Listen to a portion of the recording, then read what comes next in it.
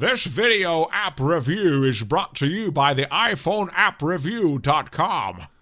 What's up, everybody? This is Luke Patrick with the iPhoneAppReview.com. We're slinging out an iPad-specific video review today. This time taking a look at an application. It's on my second page of Springboard, sorry about that. Called Happy Show HD. So this is on my Springboard ready to go. And before we go any further, I'm just going to mention that this app is available for $2.99 in the App Store at your consumer pleasure.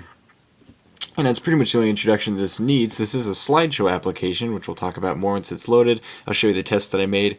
But before we go into that, I'm going to show you the guide very quickly, just kind of troll through this.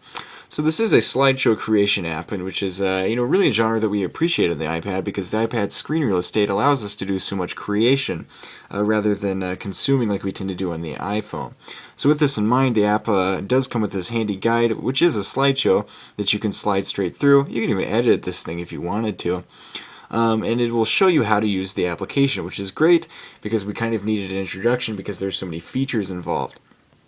You simply slide through to the end, and then you're good to go. And of course, you can autoplay this if you want because it is a slideshow. We're going to go ahead and hit back, so I'll show you the one that we did earlier. But if you wanted to hit a new show, you simply slap this button up here. Likewise, the settings tab along the top has a couple of options to pick from. You can share your shows to other iPads very quickly, which is something we greatly appreciated. Likewise, you can get shows from other iPads, also a great plus. And that's pretty much it within the settings menu, except for voice memos, and that's about it. Okay. So to show you briefly how this works, this app is beautifully touch optimized. We loved how quick and easy it was to actually edit things within the application. For instance, I have my photos that I've selected, and if say I want to mangle this thing, all I have to do is touch and pinch and zoom, change the size. I can even rotate with my fingers however I want. So we're going to go ahead and rotate it there, roundabouts. And adding text is great too. I've got my testing 1, 2, 3 at the bottom here. I can do the same for this. I can scale it, rotate it however I want, and I can even change the color of this. To do so, I simply hit color and then change it however I like. I can even change the font, which is something we as graphic designers really like. So let's find something that sounds good. It's cheesy, but Zapfino. I didn't actually change it. Oh, sorry.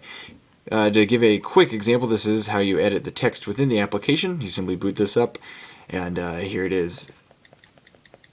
So, now we have it both in French and English. So that's very easy to manipulate as well. With a simple tap, you can edit the text. You can add more text anytime that you want, simply by hitting the text button. Likewise, adding other images is extremely easy.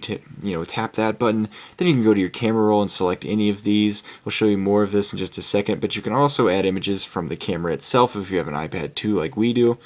And once all of this is done, you simply hit share, and then you can save it directly to the photo album. You can email it to anybody that you like. You can even do Facebook.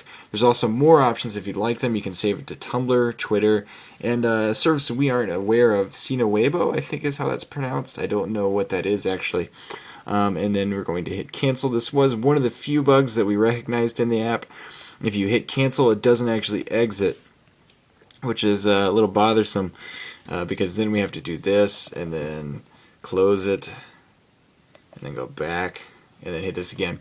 But it's pretty much the only bug that we were able to find. Everything else ran smoothly, and not to mention the fact that the app looks fantastic. The design itself is very, minimalistic and excellent. So in terms of raw aesthetics, we really enjoyed the application. Likewise, all of the elements within the interface are extremely easy to find and use. If I wanted to hit a new page, I simply hit new, and then it's done. I can change the background to any of the preset backgrounds that I want, and I can even apply it to all of the different pages. So in this sense, much better than, say, Microsoft PowerPoint or something like that. Very easy to use. If I don't want to use any of these, I can hit custom.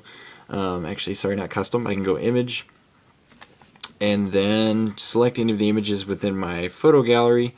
As a background, let's use this old iPhone background that I've been using, and save as background.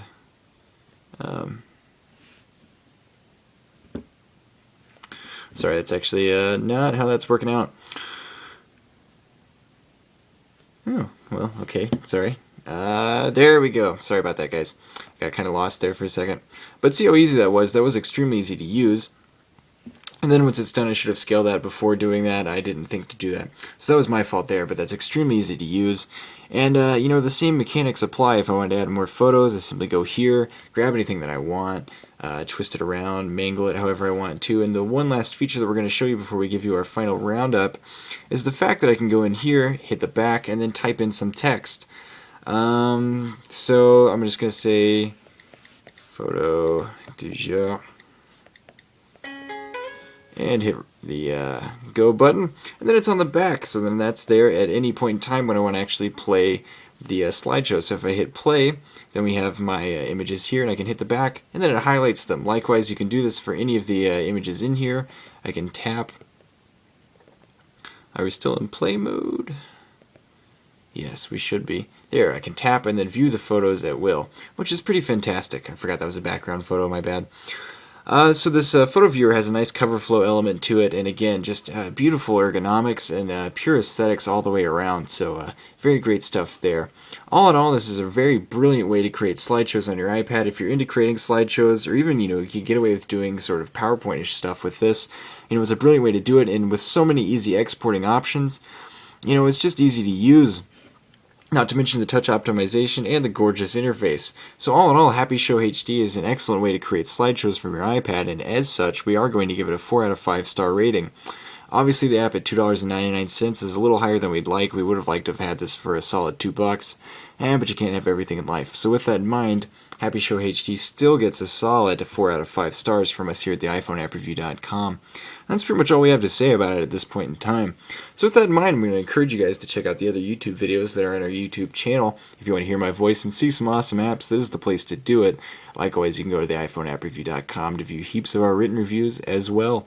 That's all we've got to say, so at this point we're going to go ahead and sign out, but we'll see you guys later. Bye.